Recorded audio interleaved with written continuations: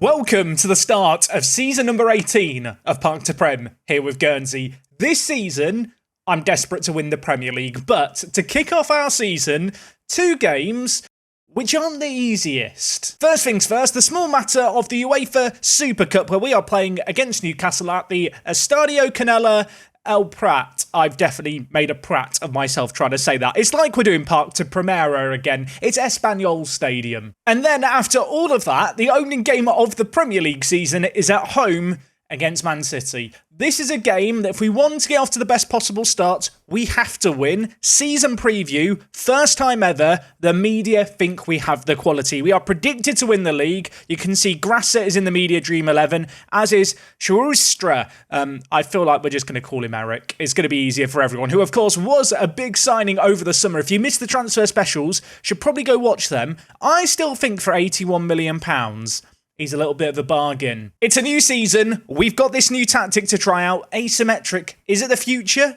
Today, we're going to see. Let's run the intro and get into things.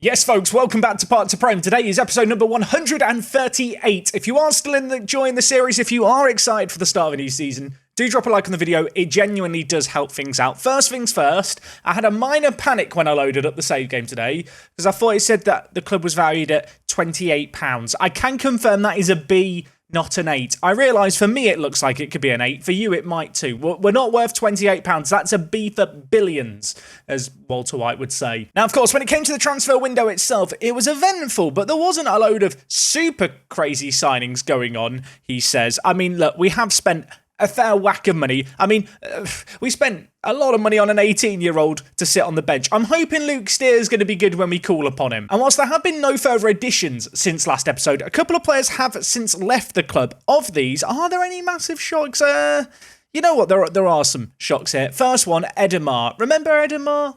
Signed him last summer. Bit of a punt signing, £10 million. Decided I didn't really like him. Decided after a year of not seeing him improve one little bit, we'd sell him. For some reason, Internacional in Brazil had £21 million.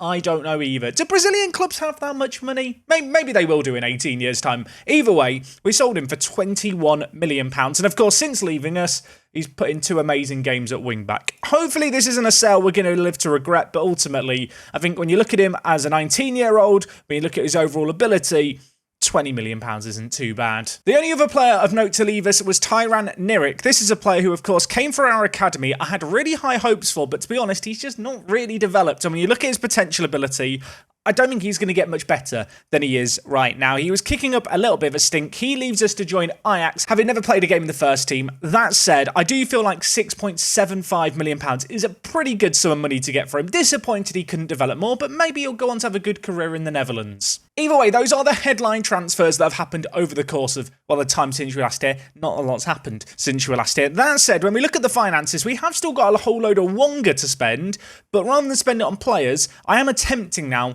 to get players signed to new contracts. Our committed wage spend is getting very close to £4 million. And one of the reasons for that jump up is the fact that I've offered Matthew Cadman a brand spanking new contract, which is currently pending. Hopefully he's going to accept that. I think it was around £170,000 a week, which, when you consider he's on £15,000 a week, he's probably due a pay rise. And when you look at how good he's been, and when you look at the fact that now we've discovered he loves important matches, he's turned 22, so we know that about him. I don't know. When you look at this guy's overall ability, the fact that we managed to prime away from Reading for £60 million, it's starting to look a bit like a robbery. I've seen the comments. People wanted to see Alanis get a new deal. I wanted to give him a new deal. His agent is not happy with me, though. So at the moment, I can't give him one. That said, I would like to get him tied down to a new deal.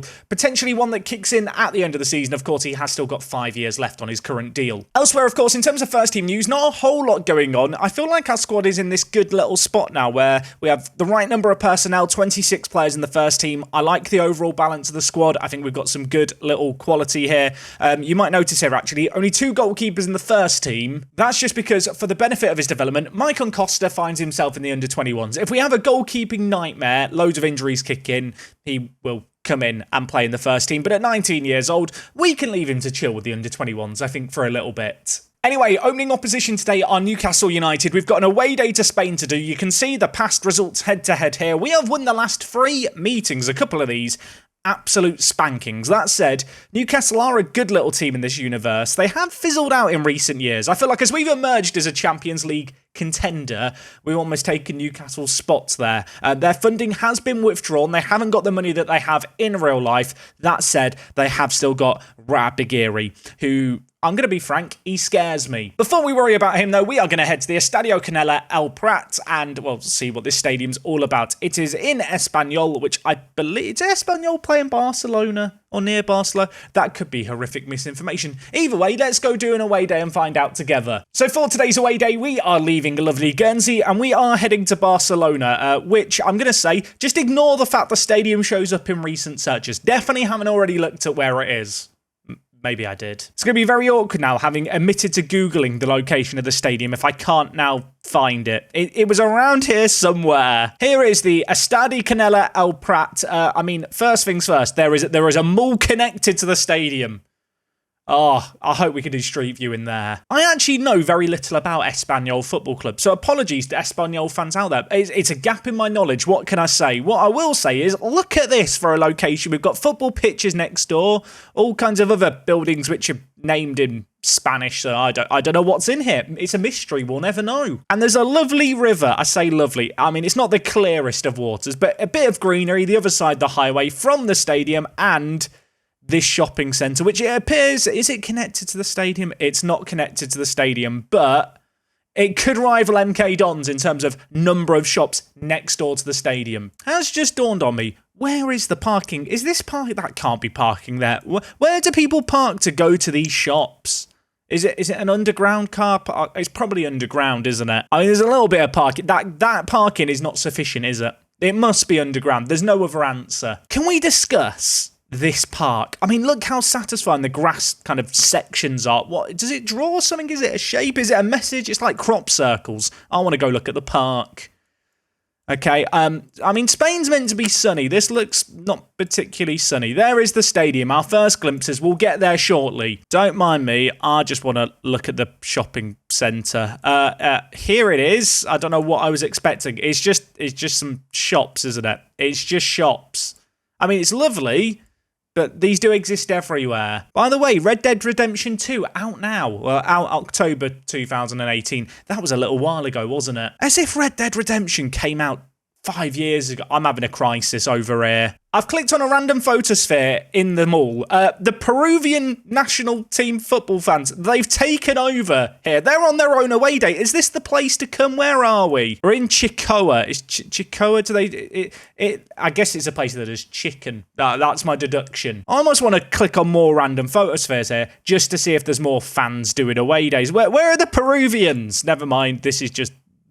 There's just beds. I suppose we should actually focus on the stadium, shouldn't we? Okay. What is this? It's like someone's done dot to dot in the wrong order, isn't it? What are these lines? I want to go on an adventure. Where are we? We're in the stadium. Here's the past presidents of Espanyol.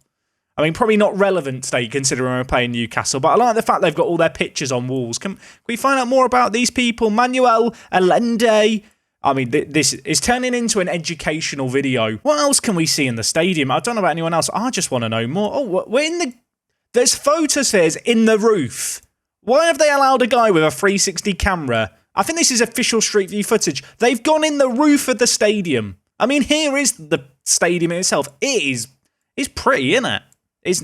I don't know how to feel about the fact we're in the roof. Also, bit scary for the guy with the 360 camera. There's no one here to accompany him. Do you reckon the Google man has just gone around wandering? No one stopped him. He looked important, so no one questioned the fact he was in Espanyol's ceiling. It looks like he's actually done a full lap of the ground. He's gone all the way around the stadium and no one has stopped him. I mean, I respect it. I bet he was wearing a high visibility vest. No one questions anyone wearing a high visibility vest. I mean, here is the stadium itself. I've never heard anyone talk about Espanyol Stadium. I do quite like it. It's not got a load of unique quirkiness about it. I mean, you're going to get a bit wet if you're sitting in the corners without the roof. But just in general, which is quite a pretty football stadium. I say that, now I'm looking at it from the outside. Not quite as pretty from the outside. I respect the fact they've attempted to put some, like, greenery to make it seem prettier. Here is the entrance to the mall, by the way. It really is kind of next door. They've even got a Primark. Does the stadium look prettier on any other sides? Not really. I feel like there's a load of footage here that I've not looked at inside the stadium, but ultimately, this is one of those days where there's too much content for an away day. Sometimes I complain about away days not having enough content. On this one, you can just go behind the scenes everywhere, it seems. I mean, I literally am just now wandering around the stadium, aren't I? There's something oddly satisfying about these stair layouts as well. Is anyone else just feeling oddly satisfied? I don't know. It's very, very symmetrical. It almost looks like an illusion. You know, like the never-ending staircases. It's like that. I'm trying to find a photosphere that shows the stadium on match day, you know, maybe gives us an idea of what it's all about. I keep ending up in places like this. Where am I? What is going on? This looks like... What is this? I think this away day's run its course. Okay, I have to give the Estadio Conella El Prat a review here. I mean, it's got a shopping centre next door. It's even got football pitches that we didn't even really get a chance to look at. Still wondering what's in this building, but we'll never know. The stadium itself, fan of. From the outside, not the prettiest stadium. In fact, in general, not the prettiest stadium. Lack of car parking, some of the best facilities we've ever seen on an away day. Peruvian national team fans on an away day. We will never see that group of people again, I'm almost certain. Rating for this stadium, I'm going to give it a very, very solid 8 out of 10. If it had had a car park, it might have been a 9. Anyway, with that away day in the books, it's time to do this match. I am kind of a bit nervous for today because we have shuffled things around in a not necessarily an odd manner. We're not really revolutionising what we're doing here, but the 4-2-3-1, which did serve us very well last year, we're looking to innovate on. We're looking to push on a little bit harder. Of course, we've already talked about Eric in the midfield. He is coming in. Because he can't play defensive midfielder, of course, we are pushing him forward. He is the most complete centre mid, I think, in our team, certainly. We're going to be playing him as a box-to-box midfielder, but actually, the man who I think that there's a lot of pressure on this year is Rion Ohashi. He is coming in. He has displaced Lemos from the first team, who, of course, is still at the club on the bench. But at 23 years old, this guy is a crazy playmaker, ton of potential. Keen to see what he can do on his debut here. And to his right, of course, we have also got Diallo playing as an inside forward. That injury that we had early on in pre-season to Hunt Jens, an absolute disaster. If you missed it, he's out for 5 to 7 months. So I had to get someone in. Diallo, at 31 years old, not the youngest player in the world, but as a short-term option, I'm hoping he is going to be able to do a job for us. Besides that, of course, Cadman is going to be starting on the left. Alanis up top is my man of choice. I know that having spent all the money we spent on pool parking, it'd be easy to label him as a flop, easy to say it was a bad signing. Look, he will get chances to play first-team football this year. At £125 million, he has got a lot to live up to. But he is still only 20 years old, so we're going to give him time. The kind of player who could have a crazy season yet, of course. We've got to remember, Cadman really took him 2 or 3 seasons to get going in a very similar situation. Already talked about the likes of Lemos on the bench. Elsewhere, Henry Weber could be a very key player for us this year. 21 years old. We picked him up last season for £17 million. He went out on loan. He's been playing regularly for the Austrian national team. Very, very pacey player, kind of player who I think we will look to bring on in the wide areas alongside, of course, Sula, who is a very similar mould of player, pacey player, a little bit more versatile, perhaps Sula, in the positions he can play. And from a more defensive point of view, of course, we've still got the likes of Flagard, De Hart, Godillo, also Craig Sweeney, and, Diogo Perez, who I'm hoping isn't going to get a serious injury this year. It really stifled his development. Keen to give him minutes this year. Fingers crossed when we call upon him, he's going to do the business. Anyway, there are a couple of big debuts here. I'm looking at Eric, I'm looking at Ohashi, thinking, I need you guys to show me why you were the 2 big signings we made this summer. We've not made a whole load of new additions. I really want to hope the few that we have made are going to just take us to that next level, allow us to push the Premier League title in a way that we just weren't able to do last year. We have a team that's set up for dominance this season. I'd love to win 3 Champions Leagues in a row, but before all of that, this is the game to start the season. It is a cup final. It might not be the biggest one. Doesn't mean I don't want to win it. Of course, with the new tactical system, there are a couple of nerves there. It's not a radical change. Of course, we've only really changed the centre defensive mid forward and added in a playmaker in the final third. Gone are the days of Lemos playing shadow striker, at least for today. If Ohashi doesn't work out, then Lemos will just come back into the team and we won't speak of this tactical tinkering. But of course, in the midfield, I feel like with Eric and also Grasser, we've got some crazy, crazy ability. And well, hopefully, it's going to be on display here as Ohashi tucks it away via a Grasser assist. That said, hold the phone. There's a VAR check. I'm hoping this is going to count. I'll look like a genius. I am a genius. It's 1-0 here, and it all came from Cadman's interception, Alanis holding it up, Grasser playing it forward to Ryan Ohashi, and the young Japanese international, on his debut, tucks it into the bottom corner, no nonsense. Just as a reminder, Ohashi, not left-footed, also 8 finishing. Didn't seem like an issue there. One thing I am a little bit wary of is our midfield setup. Playing the defensive mid on support alongside a box-to-box midfielder might leave our back two a little bit exposed. If that does start to become a factor, I will probably just change Grasser to play on the defensive duty, maybe even to play more of an anchorman role. That said, as we saw with the goal we just scored, I do like the defensive midfielder to be able to make those runs forward. I think it can make a lot happen for us. And well, speaking of making a lot happen, Ohashi plays it into Cadman. I think he's offside here. I'm scared to celebrate it. Diallo was involved in the build-up as well. One thing that can't be underestimated is how much we are just driving forward and running rampant. In the final third there, Newcastle caught all out of sorts. We had a massive advantage. Unfortunately, as suspected, it is offside. That is very, very close, isn't it? Good finish by Cadman. Good assist. Just a shame that the flag was raised. Half an hour into this game, so far, so good. I do feel like these first 2 games of the season against Newcastle and against Man City are going to be pretty good tests for this new system in terms of what it's capable of. So far, what we've seen here has, by and large, been pretty positive. We're edging out possession. Newcastle, whilst they've had shots, they've not had any great opportunities. And at the break, 1-0 up, taking a deserved lead, and you can see here we've had by far and away the better of the opportunities. I'm a little bit nervous about Rios and a booking, but that said, I'm just going to tell the players I'm happy. I want to keep the momentum high. I want to keep morale up to start the season. I could have got shouty early. If they score here, maybe I wish I had got shouty. Hopefully complacency isn't going to slip in, but we have got a bit of defending to do here as Rojas is going to head it forward, and well, it's hit towards Wilford, who's going to pluck it out the air. Of course, just as a reminder, Rojas, former man, sold to Newcastle this summer. Totally forgot he played for Newcastle. He's been absent in this game here. We've not noticed him yet. And well, now we've got a chance maybe to make something happen. Going the other way, Coppo with the ball at his feet, the centre-back. Inside to Grasser, wide to Cadman.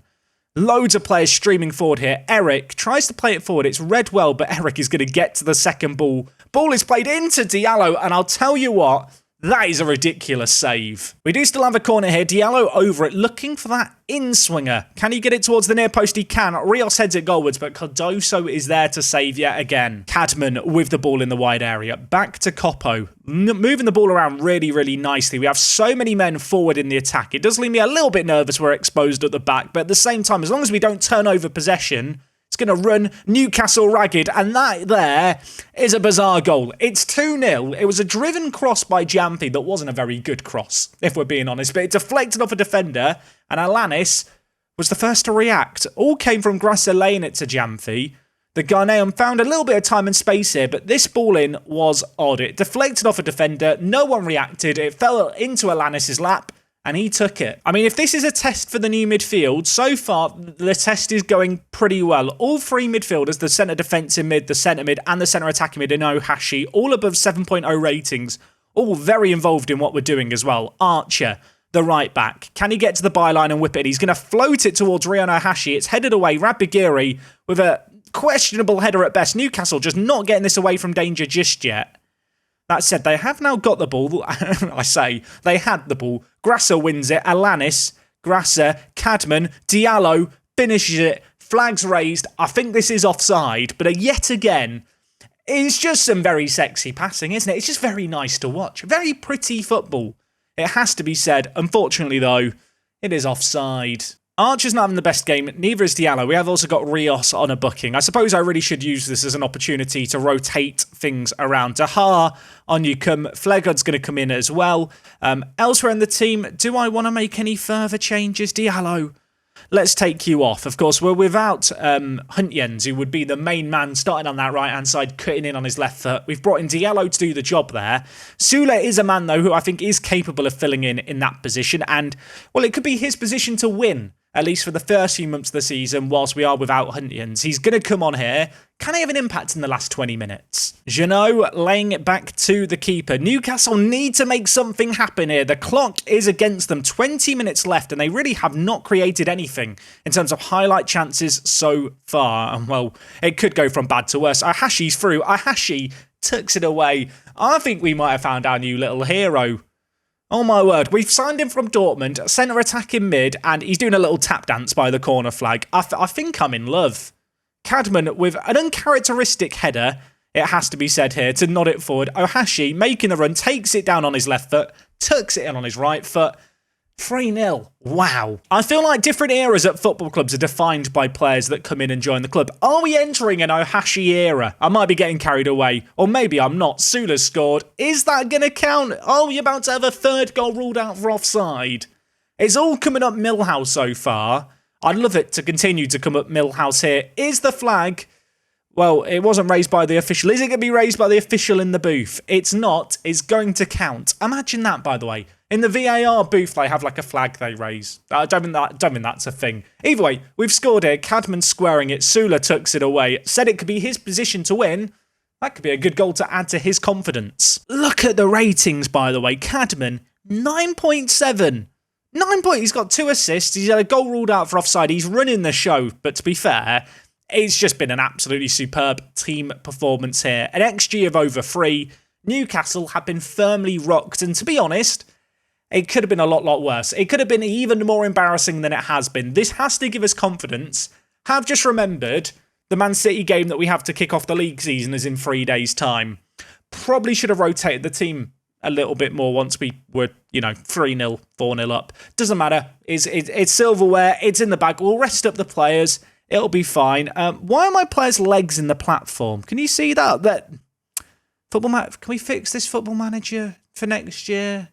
I'm taking out the moment. My day's ruined. I appreciate the guys at the back levitating as well. They're having a great time. Also, they're celebrating in the corner without our fans. I mean, our fans are here to the left. They're celebrating in front of the Newcastle fans. I respect it, I think. Happy with that performance. That was an amazing start to the season. This new system, it's a little bit experimental, like I mentioned already. Kind of interested to see how our 2 centre-backs do. They're not going to have the same level of coverage, but if we can score 4 goals every game, teams aren't going to struggle against us. Guernsey debutant and Hashi makes an immediate debut. Yeah, he did. He looked absolutely amazing in that game. Hopefully that's going to carry forward now into his league performances, because when you look at his league performances for Dortmund, they've never been amazing, but I think he's the kind of player that we can get the best out of, and based on some very early readings, I'm feeling good about the decision to sign him. Of course, all this confidence I'm showing, all this happiness that I've got right now, it's all going to go out the window if we don't win our first league game of the season. Speaking of which, Man City in 4 days' time. We beat them in the Champions League final. They're going to want revenge. We want to get off to the best possible start. Let's see how we get on. Okay, gang, game number 2 today, taking on Man City. Man City, a very, very good team in this universe. Until recently, the last few years, they've fallen off. And of course, with them not winning the Champions League final against us last year, this year they're in the Conference League. As a consequence of that, you can see here over the last couple of years, their chairman withdrew his funding. He was kind of another tycoon owner who followed on from Sheikh Mansour leaving the club many, many years ago now. And they're in this weird situation, Man City, with a media prediction of 5th, where if they don't have success this year, things could look really, really bad for them going forward. That's not to say this first game of the season is going to define anything too significant for either teams here, but a win here would be monumental. And when I look at the team we're playing, I feel like this is a game that's there for the taking. In terms of team selection, I did rest up players between the 2 matches. Temptation to maybe rotate things a little bit around. I am wondering if I want to bring in Sula for Diallo. Of course, Diallo, and on the older side of things, Sula, a player for the future. Diallo, on paper, is undoubtedly better than Sula, but still, Sula is one of our own players. He's 21 years old with a bright future ahead of him. I think for today's game, we're not going to overcomplicate things. I'm not going to do anything silly, like bring in Craig Sweeney against his former club or bring in Parkin against his former club. As much as there's the temptation there to, tempt Football Manager fate, we'll leave them on the bench. If we need a super sub, then we bring on the former Man City men. Okay, first game of the season, always a little bit nervous this. Traditionally at Guernsey, we either have a really good start to the season or a really slow start to the season. There's never really an in-between, so hopefully having won that Super Cup game, we're going to keep the good form going here, and that is a bizarre goal inside 2 minutes. Coppo, looping header from a free kick. Right decision, by the way, to keep Diallo on the pitch. He put that ball in, and then the keeper, I mean, do we question the goalkeeping? Coppo's headed that in from a long way away there, over the keeper. I'm not going to complain. We take the lead. I want to check their goalkeeper. Their goalkeeper is Manfred Poll. Useless. Either-footed. Shame he can't he can jump. He couldn't jump on that goal there. We've got another set piece. We've got another chance. Diallo whipping in. Rios is there this time. Headed just over. Things going very, very well to start the season. I'm almost getting suspicious. They're going too well, it feels like. Corner, again, we are having a lot of joy from set pieces, it feels like. Ball back post, Coppo hits the outside the post and it goes wide. But Man City kind of looking shambolic from set pieces right now. Halfway through this first half, noticed here, Archer on a booking at right back. He didn't have a good game last match either. Maybe a little bit of cause for concern there, but we won't get too worried just yet. Just as a little reminder, Eric, the new centre mid, he can play right back. So if Archer starts playing badly, there is the potential that we could drop Archer. I know that sounds blasphemous given his last few seasons. Certainly not going to draw any conclusions too soon, but that said, I need to see more from him. Archer, can you do some defending? He can't, but Rios can. Ohashi now with it back. And well, having seen Man City come forward, having braced myself for a Man City chance, it is now us with the ball, knocking it around with a bit of confidence at the back and moving it superbly. It has to be said, look at this. If there's a goal at the end of this, could be a goal of the season contender. We might have every single player touch the ball here. Maybe I'm getting a bit carried away. Although, I think everyone has now touched the ball except Alanis and maybe Ohashi, who unfortunately can't get to that ball. Ball played back by Poll, and it's a gift. Everyone touched the ball in the build-up to it. That's not goal of the season, is it? Everyone who's criticised Manny Wilford, let's look at it this way. He's not done anything quite as bad as their goalkeeper's done here. Mannanen gives it back to Poll, who lays it to Alanis, and it's the easiest goal he's going to score in his whole career, I think. It has been one-way traffic in this first half. 58% of possession, but I think the more notable thing is just the sheer quantity of chances we've had. 15 shots, only the 5 on target, but a 1.64 XG. We find ourselves 2 goals to the good, and it's been a very good team performance so far.